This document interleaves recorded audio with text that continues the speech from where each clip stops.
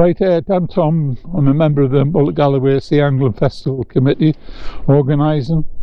We run 3 events throughout the year, 3 boat events, 1 bass shore event, and we've been very fortunate over the 9 years that we've been actually involved in organising, that we have some incredible sponsors. What we're going to do is, what they've provided us with, Garmin, over the last 2 years has been some incredible prizes that we can give as competition prizes.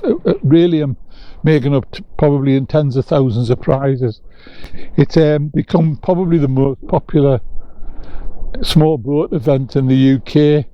We average about between 50 and 60 boats at events, and as I said before, we run 3 events over the year. This is a force trolling motor.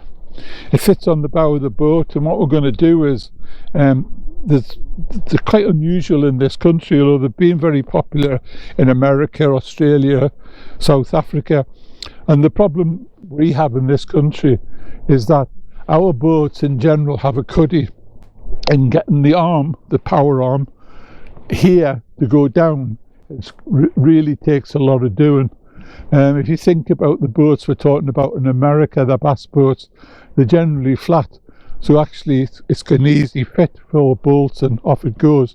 With ours, we have to engineer a way to get round here so that the arm goes down there. On this Kraken, it's got a 75-inch arm. You can get a 65 or a 95. The reason on the length of that is that it needs to be about 1.5 feet below your bow. It fits on the front here, and at the moment we're busy making a template, and a stainless steel mount will be put on there. Some friends of ours have already done it on a Warrior 175, and it seems to work quite well. You need a few of the extra bits to go with it for it to actually make it work. One is it needs a 36-volt lithium battery. I have to say I'm quite staggered with the cost of that. And the weight of it.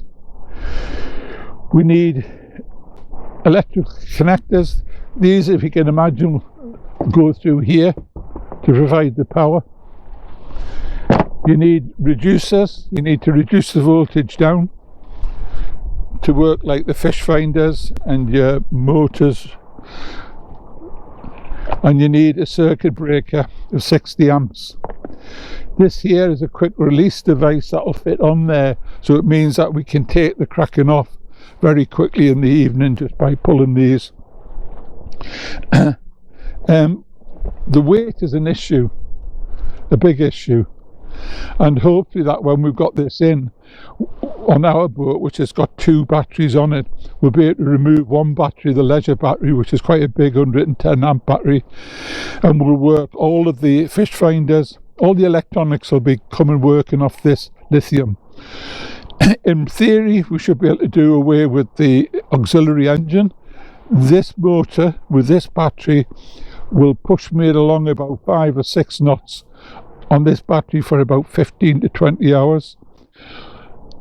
Because it's a spot lock device, which means that you push the button and it stays exactly in the one place, you don't need an anchor. So hopefully we'll be able to get rid of the anchor and the anchor chain. That will obviously surprise a lot of people, you know, thinking safety wise, but we'll have to have a look at that. But really we need to start reducing weight, and that's how we'll go about it. So this is the equipment we need. Hopefully in the next week we'll have had the template cut out of stainless steel, and we'll do another video showing you how we're going to mount it on the front of the boat. And then the 3rd video will take it out to sea and show you how it actually all works. Tom Stevenson, Galloway, all the best. We'll see you shortly.